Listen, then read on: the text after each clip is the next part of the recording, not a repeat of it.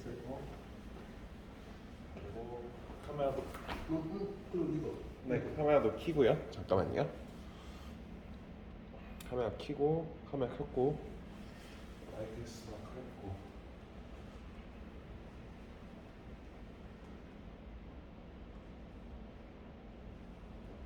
됐어요? 네. 빨간 거 했어요? 아까 이거 그 뒤에 붙어 있습니다. 자석. 됐어요? 네. 여러분 잘 쉬셨어요? 네. 자, 잘 쉬셨죠? 예, 아이고 반갑습니다. 쉬는 것도 요령이더라고요. 저도 어느 때 강의를 아침 9시부터 야간까지 하는 경우도 있었어요. 대학에.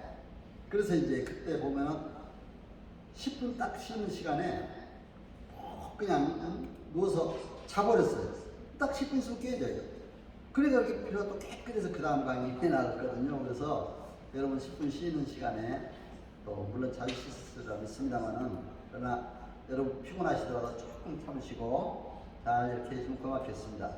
제가 강의는 가능하면 이제 이렇게 뭐 법학 행정학이 좀 딱딱한 과목이잖아요. 그렇기 때문에 실무적인 얘기를 가끔 이렇게 많이 해드립니다. 일부러 또 실제 했던 경험이었던 얘기들을 그래서 참고로 그렇게 하시고 그러나 우리가 또 딱딱한 가운데 그 안에 큰 우리 국민을 위한 편익을 위한 우리가 해야 될 중요한 일들이 있기 때문에 좀 이렇게 잘 들으시면 고맙겠다 생각이 듭니다. 자, 행정법은 공법이잖아요. 행정의 개념. 그렇죠? 행정이라는 고유한 공법입니다. 아까 민법은 사법이라고 했잖아요. 개인적인 법. 개인과 개인 간의 법. 상법은 상사법이에요. 그렇죠? 공법은 행정에 관한 고유한 공법이 행정법이다. 행정 주체의 조직 및 작용에 관한 법이다. 아까 헌법도 마찬가지잖아요. 조직 및 작용에 관한 법이다. 헌법. 똑같잖아요. 그렇기 때문에 이것도 행정 조직 및 작용에 관한 행정 조직이라는 게 이제 중앙행정조직, 지방행정조직, 공공조직 여러 조직 있잖아요. 그런 걸 우리가 알아야 행정사를 이렇게 되는 거죠. 또 행정작용, 행정행위에 관한 거, 행정처분에 관한 거. 행정처분이 얼마나 많습니까?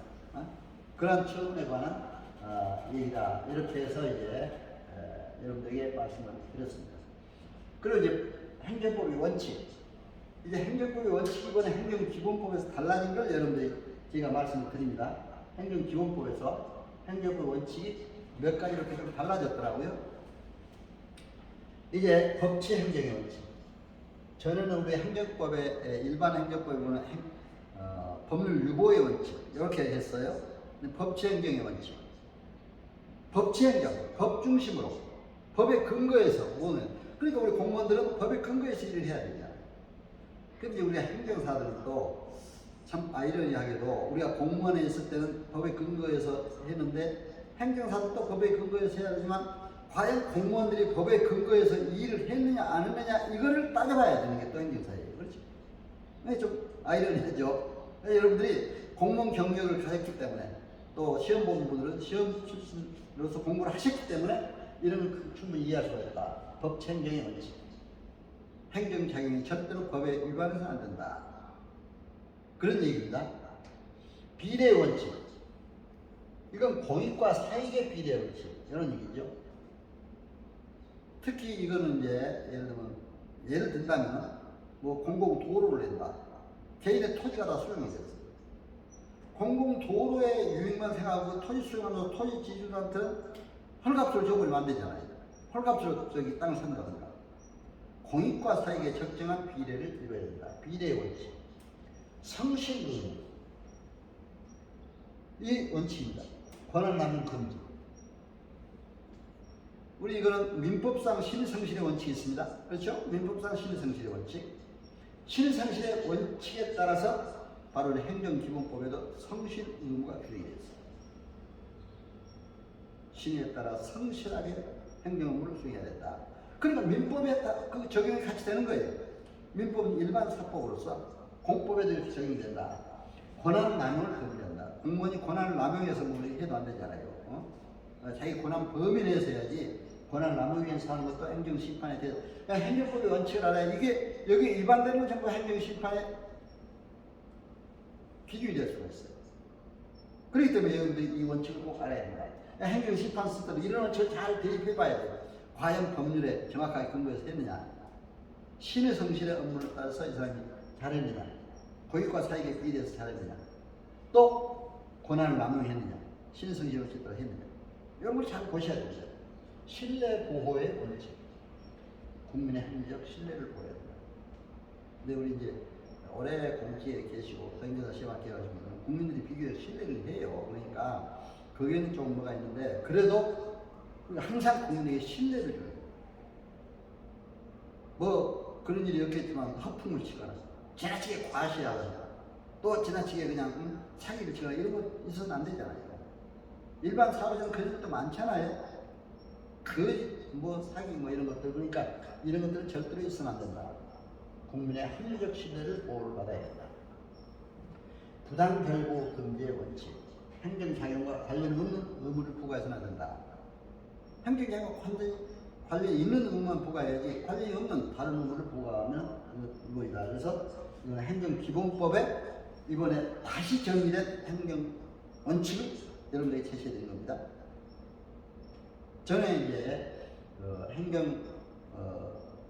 법상 행정의 원칙 거기에 이제 약간의 좀 차이가 있습니다. 그래서 이런 걸 참고로 아시고 여러분들이 있으면 된다. 행정의 의미가 뭡니까? 행정처의 법 안에서 구체적 사실에 관한 법 집행으로 수행하는 권력적 단독행위다. 이렇게 의미를 할 수가 있습니다. 공권력 활동을 하는 단독행위다.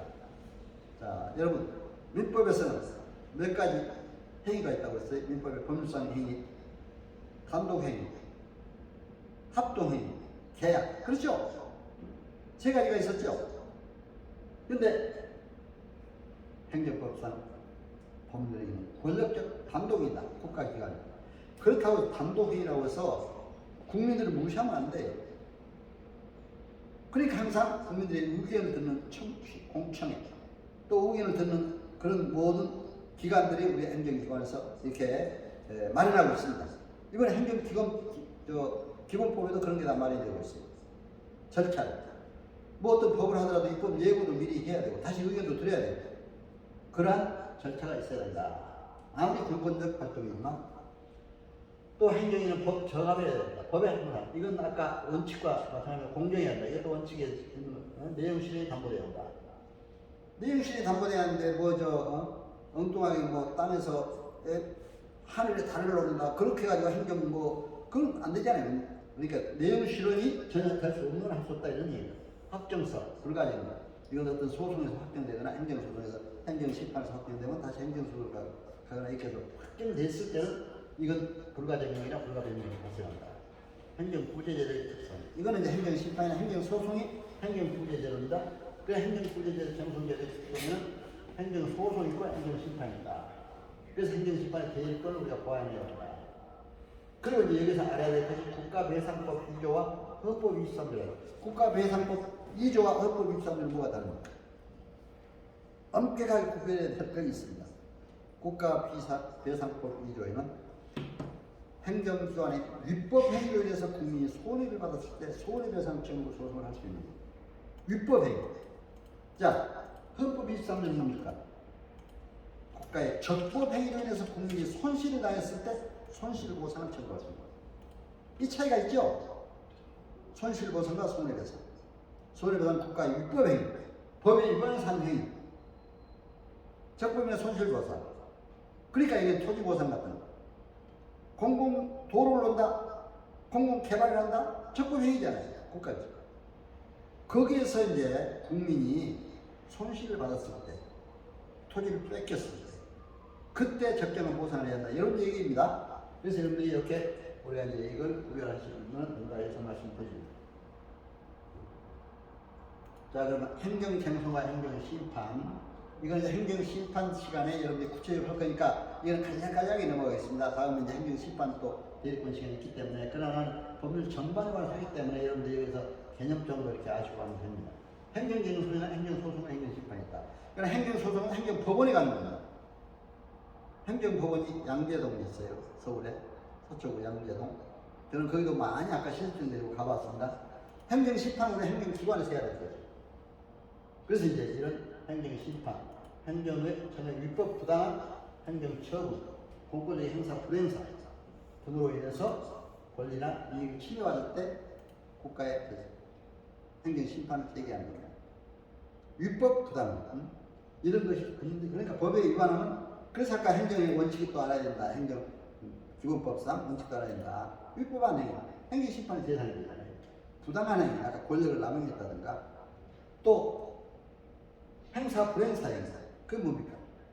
이건 민법에서는 그러니까 민법을 알아야 돼요. 자기를 행사하는 행위, 부작위로 낸 행위. 자기는 뭡니까? 실제 권력 남용이나 행동을 행정기관에 했던 행정처분 함으로써 국민 피해를 받았습니다. 부작위는 뭡니까? 행정기관이 해야 될 일을 안 함으로써, 그렇죠? 안 함으로써 국민이 피해를 받았습니다. 예를 든다면 우리가 학교법인 설립 인허가를 신청했다. 교육부에서 인허가를 안 해줬어요. 똑같은 조건인데 어느 학교는 해주고 어느 학교는 안 해줬어요. 그럼 부작위면 위법행위잖아요. 그때는 행정심판의 대상이 될 수 있다. 이런 얘기입니다. 부작위면. 그런데 여기에서 오는 우리가 이제 행정심판 대리권이 반드시 있어. 심판 대리권이 있으면 행정심판 대리권을 통해서 부작위로 인해서 안 해줬을 때 다시 또 전 대리권을 수행하면서 가져야 했는데 그게 없어서 아쉽습니다만 그런 빨리 우리가 대리권을 입법을 통해서 가져야 된다 이렇게 생각이 됩니다. 행정소송과 행정심판. 아까 이제 행정소송은 이제 변호사들이 주로 할 일이니까 오늘 이거는 뭐 크게 행정심은 다음 단계로 넘어가는 거니까 하지만 행정심판에서 우리가 알아야 될 것은 행정소송 제기하기 전에 먼저 행정심판을 거쳐야 하는 제도를 행정심판 전치주의라고 하죠. 근데 이는 필요적 행정심판 전치주의와 임의적 행정심판 전치주의가 있다. 근데 임의적 행정심판 전치주의가 원칙입니다. 행정심판에 가도 되고 바로 행정소송으로 가도 되고. 그러나 아까 음주운전에 관한 건 반드시 필요적 행정심판 전치주의가 적용된다고 했잖아요. 행정심판을 먼저 거친 다음에 행정소송을 가야 돼요. 그리고 특별법상 공무원 징계라든가 토지수용 재결, 노동위원회 재결, 세법상의 처분, 음주운전 이건 필요적인 것입니다. 특별법상, 세법상, 또 공무원 징계 이런 문제는 반드시 토지수용 재결 이런 것은 반드시 행정심판을 먼저 거쳐야 된다. 이렇게 얘기를 하고 있습니다. 자, 대리권 문제에서 잠깐 말씀드리겠습니다. 자, 행정사법, 행정심판에 대한 대리권이 규정되어 있지 않습니다. 행정사법에. 이게 규정이 돼야 되는데, 그러나 어떻게 됐냐? 행정심판법 제18조 보면 행정사업위원회의 허가를 얻어서 대리로 행정심판청을 합니다. 위원회 허가를 얻으면 힘들어요. 그러니까 누가 해가 뭐 신청해봐야 또 되면 되지만 안 되면 또 그렇죠? 그렇기 때문에 심판 안 하고 하는 경우가 오늘 많습니다. 그래서 행정심판법 18조 3항에는 보니까 변호사는 대리로 하도록 되어 있어요. 이게 지금 굉장히 불합리한 거예요. 변호사는 하도록 되어 있는데 행정사는 하지 못하도록. 아까 보세요. 원래 이제 우리 행정사 제도가 제대로 정립이 안 됐을 때 사실 이렇게 변호사들이 각 분야에 다 이런 대리권을 갖고 법정 대리권을 갖고 이렇게 하고 있어요. 그런데 이제 행정사법이 시행돼서 명실공히지만 행정사들이 이렇게 많이 활동을 할 때는 반드시 행정사에게 대리권이 주어져야 한다. 이런 것을 여러분들도 원칙을 갖고 앞으로 이게 행정사법 개정에 나서야 한다는 생각이 듭니다. 또 여기는 이제 무효 이제 행정심판이 종류입니다만 보통 취소심판이 대부분 많습니다. 무효는 처음부터 무효인 거고 의무이행심판 이제 어떤 그 행정소송 이런 게 있는데 이거는 뭐 행정처분에서 취소심판에 관해서 많이 할 겁니다. 자, 행정심판법. 이게 아까 기간에 관한 문제. 네? 행정심판에 특별한 규정이 있잖아요. 이런 규정이 없을 때는 아까 뭐예요? 민법의 규정에 준용한다 했잖아요. 그러니까 민법 따라야 된다. 민법의 기간 규정을. 자, 행정처분 있음을 알게 된 날부터 90일. 있음을 알게 된 날부터 90일. 이건 이네. 자, 처음에 있었던 날부터 180일. 여러분들 꼭 머릿속에 명심해 두셔야 돼요. 그러면 행정심판 쓸 때 먼저 처음서를 봐야 돼요. 행정처분. 영업정지 처분이 나왔다. 아, 이거 거기 있는데 영업정지 처분을 할 때 반드시 거기에 이제 절차상 하되는 것도록 공무원들이 그걸 해줘야 돼요. 행정처분이 있은 날부터 이렇게 180일 이내 행정심판할 수가 있다. 또는 90일 이내 안 날부터 90일 이내 심판할 수가 있다. 또 30일 이내, 아까 행정기본법에 30일 이내 이의 신청한다고 했잖아요. 이의 신청할 때 이런 걸 써줘야 돼요, 사실. 그래야 행정 공무원들이 절차상 하자가 없는 행위가 됩니다. 절차상 하자가 있어도 이건 행정 심판에서 공무원의 책임으로 들어갈 수가 있어요. 그렇기 때문에 이런 것들이 여러분들이 항상 잘 아셔야 된다. 이렇게 말씀드립니다. 자, 행정심판위원회, 이제 중앙행정심판위원회, 국민권익위원회, 중앙행정심판위원회가 있고, 또 이제 당의 행정청에 들어오는 행정심판위원회, 그렇죠? 그 다음에 이제 상급행정청이 이렇게 있습니다. 근데 이거는 이제 행정심판에 가서 좀 얘기하겠습니다만, 예를 들면 제가 이제 실제 행정심판 해볼 때, 어디 구청에서 영업증이 다녔어요. 그러면 구청에 바로 직접 상급관청이 서울시입니다. 서울시 행정심판위원회 행정심판을 얘기해요. 서울시 행정심판에서 기각당했다 했을 때 거기서 불복해서 중앙행정심판위원회 간 겁니다. 여러분 참고로 그건 다 공직에 계신 분은 다 아시려면 참고로 하시고 이렇게 해주시면 되고, 이 정치 청구 이건 저는 이제 실질적으로 행정 실습할 때 이러면 다 해줍니다. 그래서 이러면 이제 여러분들이 이제 행정심판 시간에 더 구체적으로 바꿔 있고, 아까 있잖아요. 정부 추진 자동차 운전면허 취소를 취소한다. 그죠? 영업적인 처분을 취소한다. 막 이렇게 한다니까. 간단하게 써주잖아요. 정부 원인에서 사실관 몇월 며칠 운전면 취소당했다. 몇월 며칠 영업정지 정지당했다. 이런 거 이제 사실관계를 써주고. 율법부당성. 아까 행정의 원칙이잖아요. 율법부당하냐, 그 처분청이. 율법부당한 처분이 있느냐. 이런 걸 봐줘야 되고. 여기 이제 법률유보원칙, 또 행정에서 행정심판은 부당행위로 인정한다. 부당성. 행정소송에서는 주로 이제 법률을 중심으로 검토를 합니다만, 우리는 부당행위까지도 추가해서 검토를 해야 된다. 비례 원칙이 제대로 되느냐, 행정자유구성의 원칙, 신뢰 원칙, 이런 것들을 잘 봐야 된다. 아까 그래서 그런 것, 행정의 원칙 반드시 여러분들 아셔야 행정심판서 쓰는데 도움이 된다. 이렇게 볼 수가 있습니다. 자, 이제 행정기본법입니다. 여러분 행정기본법에 대해서 말씀드렸죠? 원래 구조는 40개조 우칙 7조로 되어 있습니다. 이번에 9월 24일 이제 정식으로 시행되었습니다. 그동안에 이 법령의 이제 과정은 제가 아까도 말씀드렸습니다. 지난 3월 달에 이제 국회 통과가 돼가지고 공포가 되는데 6개월 후에 실시돼서 9월 24일 지금 실시가 된 겁니다. 그래서 이제 바로 9월 24일이면 지난 바로 지난달입니다만 그렇게 아시고, 여기 이제 목적이 보세요. 목적. 1조의 목적이 있습니다. 이 부분은 행정의 기본 원칙과 사항을 규정합니다. 행정의 민주성과 적법성을 확보하고. 항상 우리는 어때요? 행정사는 적법 행위를 해야 한다. 민주성, 적법성, 적정성, 효율성, 또 국민의 권익 보호예요. 행정사법 제1조의 편익을 위해서 일한다고 했잖아요. 바로 이런 똑같은 얘기예요. 국민의 권익 보호에 이 과정을 목적으로 한다. 이제 2조에서는 각 정의가 나옵니다만, 여기는 이제 법령이라든가 이런 해설이 나오니까 법령 또 중앙행정기관에 대한 해설도 나오고, 여기서 중앙행정기관은 어떻게 돼요? 정부 조직법 및 그 밖의 법률에 따라 설치된 중앙행정기관, 또 기타 이제 다른 여러 가지 이렇게 나옵니다. 근데 이거는 또 이따 민원처리법, 민원행정처리법 여기에서 좀 더 구체적으로 말씀드리겠습니다. 자, 행정의 행정법 원칙을 명문화했다. 이건 아까 이제 원칙을 다 행정법 기본 원칙을 설명할 때 말씀드린 원칙인데, 아예 여기에 이제 행정기본법에 이렇게 규정이 되어 있습니다. 신뢰보호의 원칙, 비례의 원칙, 부당결국 금지 원칙, 그죠? 또 적극행정의 토대를 강화했다. 이렇게 볼 수가 있습니다.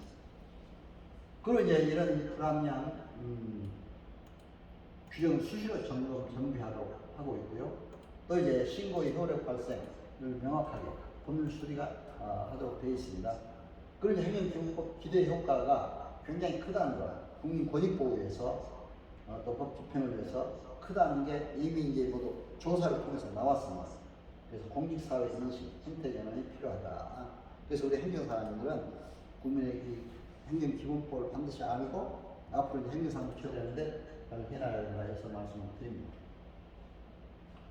자, 그럼 이제 이런 행정기본법에 따라서 다시 이제 우리 행정사 제도가 어떻게 되느냐, 변화되느냐. 그럼 이제 우리 행정사는 연역을 간단히 한번 살펴보면 여기 이제 도표에 이렇게 나와 있습니다. 1906년도부터 이렇게 이제 된 게 쭉 나와 있습니다. 이건 제 교재 또 보시면 쭉 나옵니다. 제 교재 여러분들 이 저기 행정사 법령 제도 이외에 또 기본 소양 교육 교재 다 받으셨죠? 이게 11페이지부터 40페이지까지 제가 직접 쓴 겁니다. 제가 뒤에도 보시면 제 교재 편찬위원으로 거기 들어가 있습니다. 그래서 바로 이제 제가 쓴 거를 오늘 강의한 내용 파워포인트로 새롭게 만들어서 이제 여러분들이 좀 보기 좋게 하시기 위해서 이렇게 만들어 드렸습니다만은 여러분 교재 가지고 계시죠? 그럼 이제 참고로 그 교재를 제가 썼기 때문에 가남 교재 충실하도록 파워포인트도 만들었습니다. 물론 뭐 법령 제도 이해이기 때문에 법령 제도 이해 중심으로 그냥 썼습니다만은 그래서 이제 그쪽에 충실하도록 해서 교재 한번 보시고 참고로 혹시 교재 보시고 또 의문난 사항이 있으면 저한테 말씀을 해주시면 제가 항상 설명을 드리겠습니다. 그래서 참고로 제 전화번호 하나 적어놓으셔도 됩니다. 010 교재에다가 010-3709-7156 010-3709-7156 개인정보가 중요하지만 그러나 저는 공익에 필요하다는 거예요. 우리 행사님들이 필요한 건 제 개인정보를 얼마든지 밝혀줄 수가 있습니다. 그러니까 여러분들 뭐 제가 또 그렇게 해서 또 이렇게 저한테 전화도 많이 주시고 그래요. 그럼 서로 또 교류도 하고 좋더라고요. 사실 우리가 온라인 교육을 하는 것이 오프라인 교육할 때는 함께 만나서 서로 얼굴도 보고 뭐 명함도 교류하고 좋잖아요. 근데 온라인 교육을 하니까 여러분들 일일이 제가 뭐 찾아뵙지는 못하고 얼굴을 못 뵈고 화면상에서만 뵈니까 이게 영광이 옵니다만은 그러나 이렇게 또 온라인 시대에는 요새 스마트 시대라고 그러잖아요. 핸드폰을 통해서 또 입력을 해 놓으시면 서로 이렇게 또 중요한 거 여러분들 의심나는 거 있으면 연락할 수도 있습니다. 그리고 여러분들 저에 관해서는 이제 아까 소개 말씀드렸습니다만 네이버나 다음 박완신만 쳐도 쭉 제 이제 양명이나 뭐 이런 게 다 나옵니다. 뭐 어디 교수로 있었다, 공직에 있었다, 뭐 총장으로 있었다 하는 게 다 나오니까 한번 보시고 또 특히 제가 이제 우리 대한행사 행정사 홍보를 위해서 유튜브 채널을 활용하고 있습니다. 유튜브에 이런 강의 내용도 매회 나갑니다.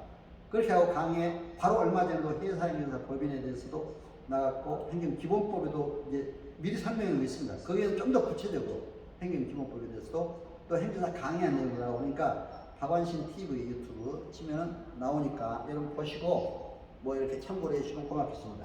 그래서 이렇게 유튜브 채널도 이렇게 확인을 해주시면 박완신 TV 채널도 해주시면 고맙겠다. 우리 대한행사를 더 크게 알려야 됩니다.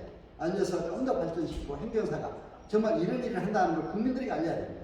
그러기 위해서 만든 겁니다. 그러니까 여러분 그렇게 하시고 참고로 봐주시면 고맙겠습니다.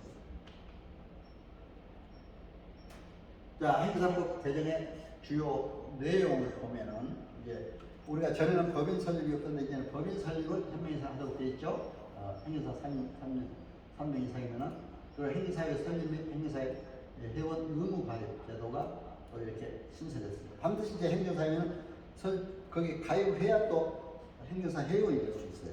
근데 그 일본에 보니까 일본도 그렇게 있어요. 대한행사회도 하나로 통합니다. 아니 일본 행정사회도 일본 행정사회 하나로 통합이 있는데 거기도 반드시 협회 등록을 해야 이렇게 행정사로서 역할을 하도록 임무를 하도록 되어 있습니다. 그래서 이번에도 우리가 이렇게 규정이 되어 있다. 퇴직 전 1년 이내 근무한 행정기관 업무 수행은 수임이 불가하다 이렇게 되어 있습니다. 그 행정사 교육을 강화한다. 지금 이제 이렇게 되어 있습니다. 그래서 지금은 우리가 3일간 기본 소양 교육, 5일간 실습 교육을 합니다만은 사실 전에 제가 초창기 1회 때 받을 때는 1회 1, 2때 받을 때는 이제 일주일간 기본 소양 교육, 3주간 실습 교육을 받았습니다. 그래서 한 달여간을 받았는데 아마 좀 더 강화해야 된다 이런 의미입니다. 또 행정사 종류는 아까 있잖아요. 회사 행정사를 옛날에 기술 행정사를 회사로 바뀌었고 일반 회사, 법인 행정사. 행정안전위원회 법사위 거쳐서 이렇게 다 통과가 돼가지고 이번 6월 10일 바로 시행하도록 되어 있습니다. 그래서 6월 10일 대한행사가 출범을 했습니다. 저는 오늘 이 교육위원회에서 이 자리에서 바로 6월 10일 오전에 제가 초대 이사로 임명을 받아서 여기서 이사를 하고 결의를 한 다음에 바로 국방부 컨벤션 센터에서 김만복 회장님의 회장 취임과 함께 그때 정말 각계 정말 대표 또 중심 정부 기관의 기관장 또 국회의원 이런 분들이 화환도 보내오고 우리 행정사회가 출범을 멋지게 했습니다. 정말 이러한 행정사회가 크게 발전하기를 저는 간절히 기원을 합니다. 자, 이제 행정사법 우리가 시행령에 보면은 조금 더 구체적으로 정하고 있잖아요. 항상 그러니까 아까 얘기했잖아요. 국적 출입 업무할 때 제가 출입국관리 업무 또는 출입관리법, 국적법을 시행령, 시행규칙까지 봤다. 이 시행령에 보면 좀 더 구체화되고 행정사법도. 그래서 제가 시행령에 대해서 좀 더 한번 살펴보겠습니다. 공무원 퇴직 근접부터 근무한 행정기관에 관해 인허가든 신청 청구 및 신고 등의 비리 업무를 퇴직 후 1년 동안은 수입 불가하다. 이렇게 됐죠? 행사법 2조 1항 5호에 따른 인허가, 면허 등을 받기 위하여 행정기관에 신청 청구 또는 신고 대리를 투기한 날 1년 동안 수입 불가하다. 사실 말하자면 이제 그 법조인도 그런 게 있잖아요. 전에 한 일을 못하도록 이렇게 전직 정권 예우한다 뭐 그런 얘기도 있는데 그런 걸 아마도 이게 이것도 그렇게 된 것 같아요. 그래서 여러분 참고를 하시고 그래서 이 시행령도 6월 10일 시행된 행정사법 시행령 여기에 보면 행정기관에 관한 규정이 또 나와요. 행정기관의 범위 국회는 입법기관이잖아요. 그런데 국회가 행정업무를 많이 합니다. 그렇기 때문에 국회에서 입법기관에 있는 행정공무원들은 다 우리 행정사 자격을 받아요. 그럼 국회에 가서도 저도 많이 강의를 했습니다. 거기 입법기관의 공무원들 모아놓고 제 유튜브에 보면 그것도 나옵니다. 입법기관의 공무원들 모아놓고 제가 강의한 거. 그래서 입법기관도 행정으로서 이렇게 역할을 한다. 국회의원들도 뭐 국회의원들에게 바로 행정사에 주어진 건 아닙니다만 국회의원 중에 공직생활을 오래 한 분 있잖아요. 그러면 우리 행정사 교육을 많이 받았어요. 바로 지난 10월달에도 저한테 교육받고 저한테 실습을 한 분도 있습니다. 국회의원. 그러니까 입법기관도 할 수가 있다. 그래서 행정기관으로 이렇게 되기 때문에 그리고 이제 법원, 헌법재판소, 중앙선거관리위원회 여기에는 행정사무를 처리하는 기관. 법원 행정처라든가 행정업무를 처리하는 기관이 있잖아요. 그건 행정기관에 해당된다. 선거관리위원회. 그 행정기관과 소속기관. 그리고 지방자치단체. 그 소속기관을. 그러니까 여기 행정기관이 이렇게 좀 범위를 넓게 잡아서 정부 중앙부처, 지방자치단체, 공공기관 이런 기관뿐만이 아니라 이렇게까지도 여러분들이 확대해서 해석을 할 수가 있다. 행정에 관한 거. 그래서 여러분들이 이런 걸 아시고 앞으로 행정사 일을 해야 한다. 이렇게 합니다. 행사법 내용. 아까 1조 목적은 내가 여러 번 얘기했습니다. 그렇죠? 국민 편익, 행정제도의 발전. 그 다음 다른 사람의 위임을 받아서 행정업무를 처리한다. 행정사. 그러니까 저는요. 계약서를 쓸 때도 위임계약서를 써요. 위임계약서. 왜 위임계약서예요? 행정사법이 위임을 받아 업무 처리한다 돼 있잖아요. 어떤 사람들은 뭐 도급계약서, 뭐 무슨 계약서, 뭐 여러 개 쓰더라고. 그런데 나는 위임계약서. 여기 씁니다. 여러분들이 계약서 얘기가 나왔으니까 하는데, 자, 행정사들이 이 계약서, 각종 계약서를 다 쓸 수가 있어요.